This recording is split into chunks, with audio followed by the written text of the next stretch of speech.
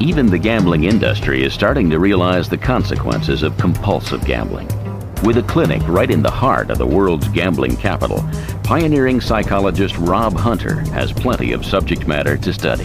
For the 5% of individuals who gamble in a pathological way, their gambling bears no resemblance to the 95% who are having fun. Problem gamblers aren't gambling for enjoyment or recreation or social reasons. They're essentially gambling in an anesthetic way. The payoff for the pathological gambler is not fun. It's not even money. It's not about money. But they literally kind of dissociate. Talking to a problem gambler after a gambling binge is a little bit like talking to an alcoholic after a severe alcohol binge. There's almost a blackouty kind of, gee, I didn't know how much time went by, wasn't really sure where I was. It's kind of this twilight zone. I go somewhere through my gambling. I'm sick. Here comes NFL special. But a growing amount of evidence now suggests that compulsive gambling is not just an isolated behavioral problem, but part of a much wider biological phenomenon. People who are genetically or biologically prone to one type of impulsive behavior usually have a whole cluster of other impulsive behaviors. So for example, the pathological gambling patients may have sexual compulsions, they may have internet addiction, they may have binge eating disorder, they may have other kinds of impulse control disorders.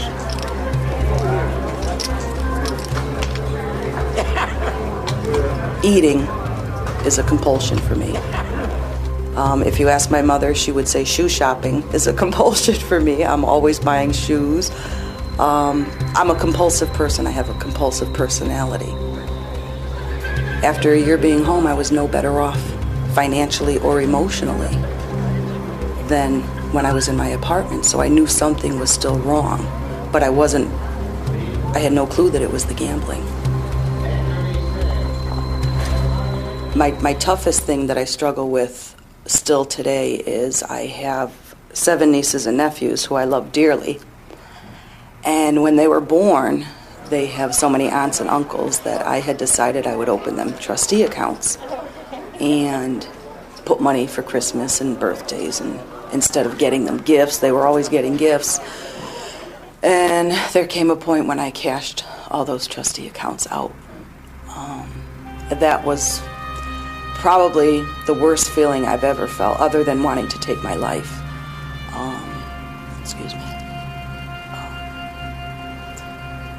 And I struggle with that today still, with knowing that I did that.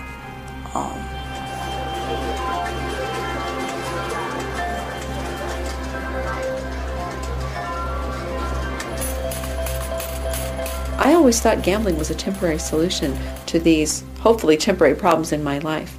I think that was the point at which I realized the solution may be the problem, because I actually need the gambling now. I can't do anything in my life without gambling as a part of how I deal with things.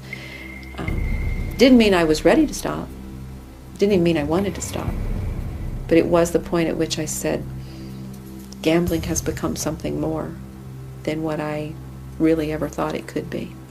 When I realized how out of control my life was, and realized that I didn't have the strength to continue living in this insanity and trying to cover it up, I didn't immediately say, well, let me call somebody and get help. I thought, let me call somebody and get a bottle of Valium and put an end to this.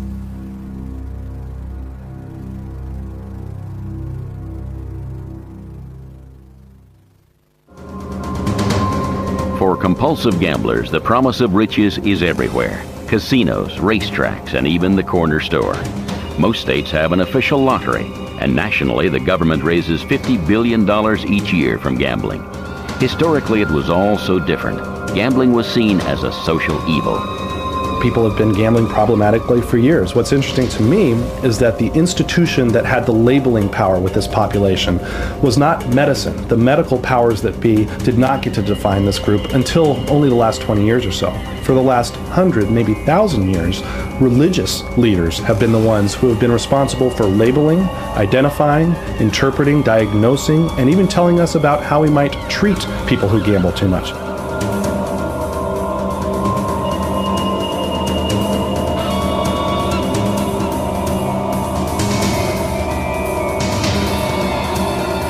We weren't to treat them as sick, we were to treat them as sinners. We've shifted our institutional focus now. Now medicine has that task. Now we assign them the task of defining for us who these folks are and how we are to treat them. But a lot of the moral stigmas associated with problem gambling that problem gamblers face every day today come from this 1,000-year history of religious intolerance. Gone. Lost. The guilt associated with gambling drives more people to suicide than any other compulsive disorder. When I had thoughts of suicide, I had them for about 3 years, every day. It didn't make a difference. I won, and it was a great feeling. It was that great high, but it just meant more money to continue gambling. I remember going into the casino one time and hitting for a large amount of money and leaving there with $20 and not even knowing where the money went.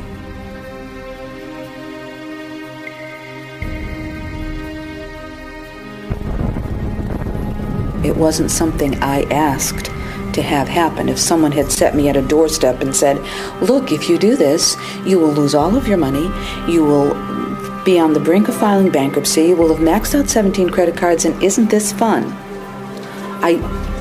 That wasn't how it worked out. I started off doing it as something that was entertainment. It was fun. And somewhere in the process of that, I crossed the line.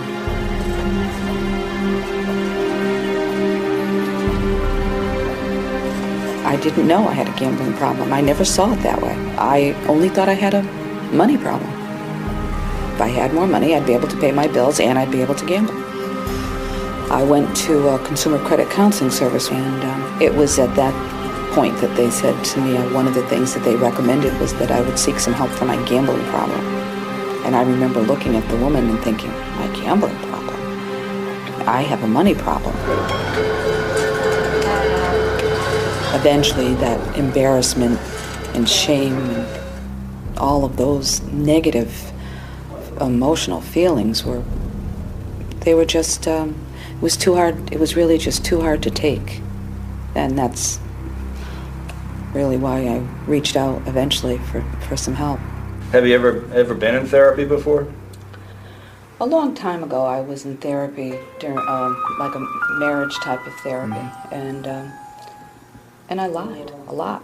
You don't necessarily strike me as somebody who's going to believe. Therapy for compulsive gambling is still a relatively new concept, and there are very few programs running. But for thousands, it is proving a lifeline. Why do you think you started believing? I knew very quickly that the person that I spoke to knew more about the gambling addiction than I did, and explained things to me that helped me to understand enough so that I felt better about myself, that it was an addiction.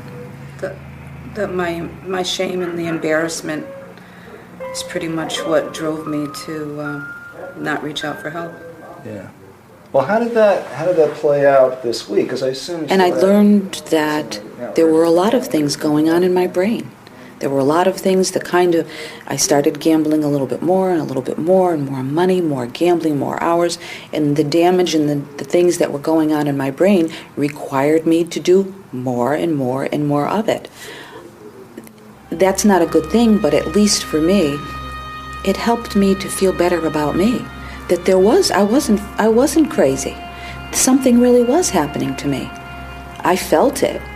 I just wasn't educated about the addiction. For some time now, scientists have considered compulsive gambling to be the purest form of addiction.